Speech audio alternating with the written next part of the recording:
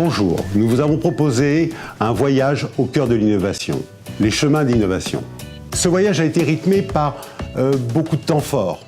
Pour commencer, nous avons parcouru avec Pierre Gattaz et Jean-Pierre Géraud la dimension qui est celle de chasser en meute. On va démarrer le sujet par quelque chose qui, je crois, est très important pour vous, Pierre, et pour le MEDEF, c'est France 2020. Oui, France 2020, c'est mon premier V de 5 V, qui est une, je dirais, une doxa qu'on s'est fait au niveau du MEDEF, que j'ai faite.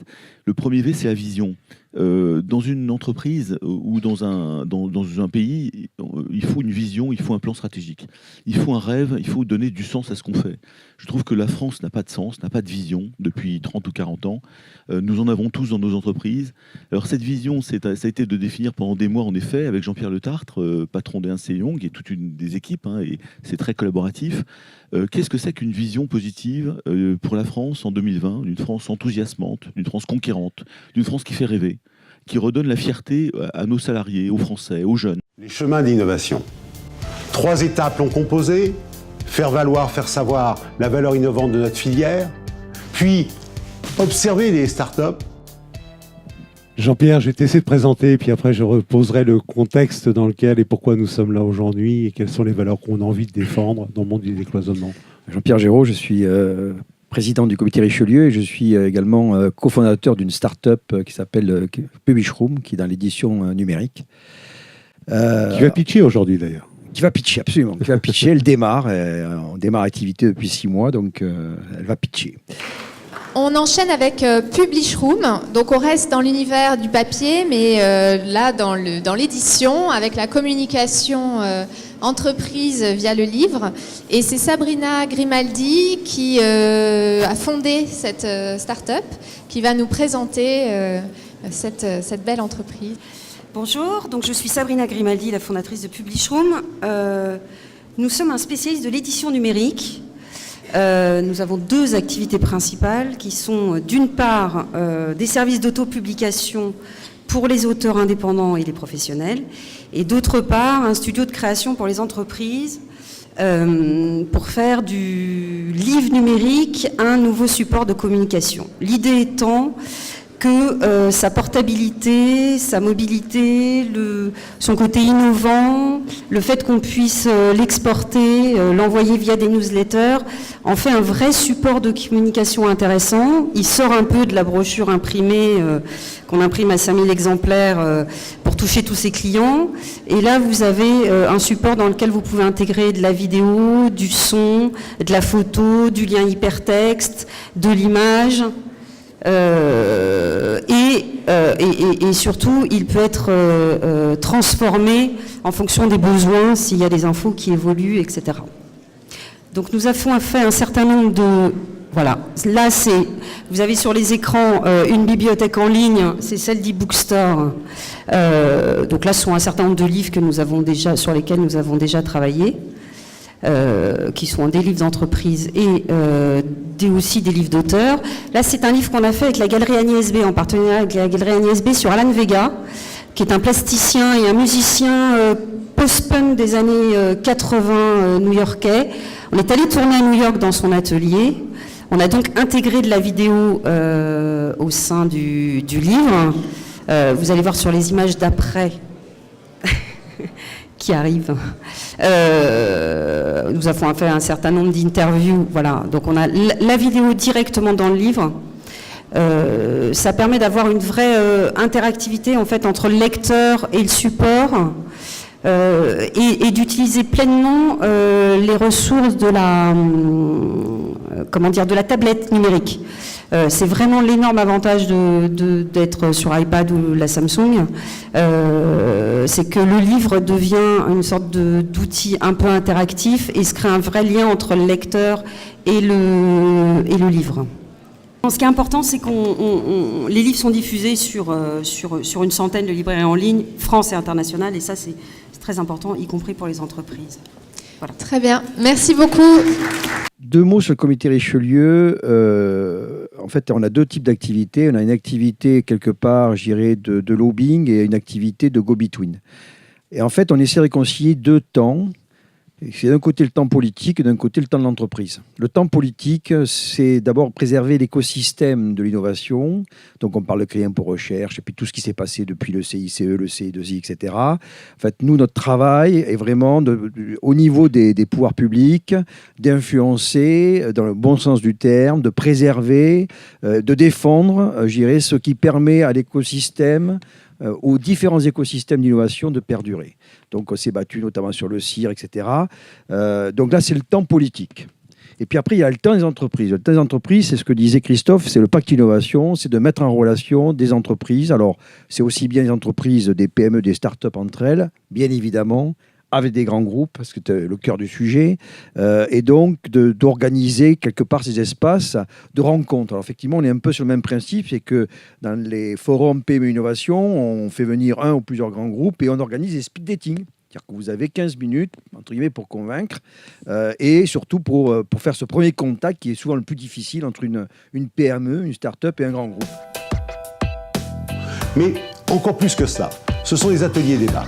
Des ateliers débats sur la protection de l'innovation, sur le financement de l'innovation, sur le marketing de l'offre et de l'innovation, sur l'internationalisation de l'innovation. Le but de cette table ronde, finalement, c'est de lever un petit peu ces sujets-là, et puis de bien comprendre ce qui se passe en ce moment. Il y a beaucoup d'actions qui ont été entamées au niveau du gouvernement, de l'administration, de la modernisation. C'est un sujet qui est très marquant, on en parle tous les jours. Ça nous concerne, ça concerne le numérique, ça concerne la transformation de pas mal de services. Voilà.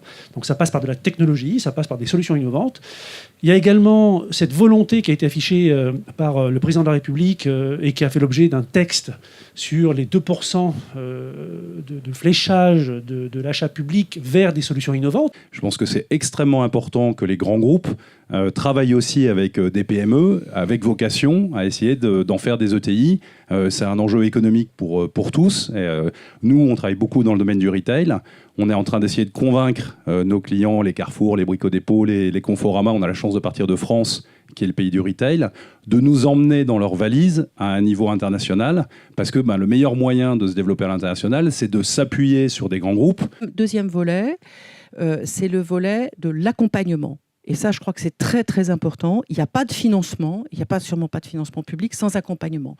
On voit bien que si on lâche des entreprises, notamment les plus petites et les plus jeunes, dans un monde difficile, eh bien, il faut qu'elles soient accompagnées. Alors, on ne dit pas qu'il faut qu'on prenne la place du chef d'entreprise, bien évidemment, mais il faut qu'on le prépare. Il y a eu une révolution il y a 2 mois, que vous n'avez peut-être pas remarqué, mais qui a complètement bouleversé les mentalités de tout le monde, c'est que la Banque publique d'investissement a changé sa doctrine d'évaluation de l'innovation. Avant, l'innovation, c'était de la technologie, un point c'est tout. Et aujourd'hui, la BPI a dit, non, l'innovation, ce sont 6 critères au même niveau. Sur les innovations, je vais prendre juste l'exemple des chaînes d'information continue, auxquelles je m'intéresse beaucoup, parce que c'est vrai que c'est une des visualisations les plus récentes et les plus fortes du fait qu'il y a une appétence pour l'information du côté du public, puisqu'elles sont regardées, ces chaînes. Et il y a aussi, par ailleurs, de la part de ceux qui produisent de l'information, une volonté de faire en sorte qu'elle soit le mieux reçue possible. La difficulté, là, et on retombe sur la question des tuyaux, c'est que les chaînes d'information continue sont devenues un système sans tête. C'est-à-dire qu'on est entré dans un monde où l'information est en continu tout le temps, c'est-à-dire qu'elle s'est carrément dématérialisée. Il n'y a aucun moment où elle a un sens.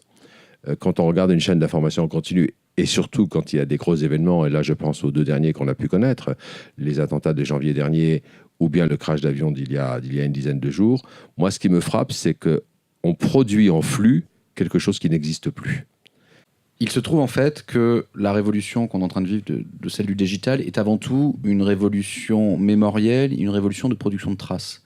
On parle beaucoup du temps réel, on parle beaucoup de la capacité d'interagir avec les marques, d'interagir entre nous, des nouveaux moyens de communication, du web comme un média, de ce nouvel espace qui nous permet d'être ubiquitaire, d'être multifacette, d'être multiconnecté, d'être à chaque instant en connexion avec quiconque, n'importe où, n'importe quand, n'importe comment. Bon.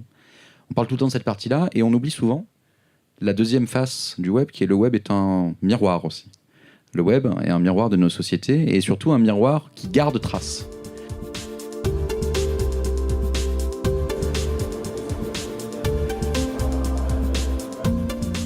Dans ces destinations parfois atypiques, nous avons eu une conférence qui était la stratégie de la bienveillance. Que vient faire la stratégie de la bienveillance dans le monde de l'innovation? C'était des conférences autour des sujets qui parfois ne soyons pas complaisants. L'innovation, l'open innovation, utopie ou réalité? On a besoin de changer, on a besoin d'innover, on a besoin de s'adapter à ce nouveau contexte. Alors certes, on a des moyens très importants, Jean-Pierre le disait, hein, la recherche, développement EDF, c'est 2000 personnes, c'est plusieurs centaines de millions d'euros de budget, c'est des centres de recherche en France et à l'international, en Europe, aux États-Unis, en Chine, en Asie du Sud-Est, mais nous n'avons pas le monopole des bonnes idées. Et donc, on a besoin de s'ouvrir, on a besoin d'aller chercher ces bonnes idées, ces nouveautés, partout là où elles sont. Et il est incontestable, je crois qu'on l'a prouvé avec Philippe et puis Jean-Pierre, que dans le monde des petites entreprises, dans le monde des PME, dans le monde des startups, il y a de bonnes idées que nous pouvons glaner, utiliser, tester, acheter.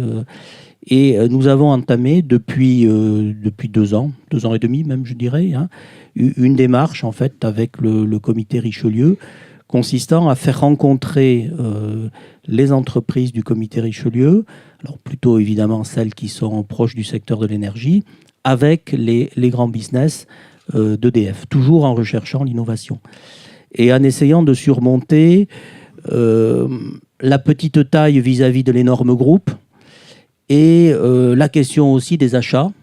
Je crois en effet que la relation grand compte PME est un levier tout à fait essentiel pour soutenir la compétitivité de notre économie, et que quand on aborde ce sujet, il faut, à mon sens, avec le faible recul dont je dispose, mais se garder de toute approche misérabiliste ou culpabilisante.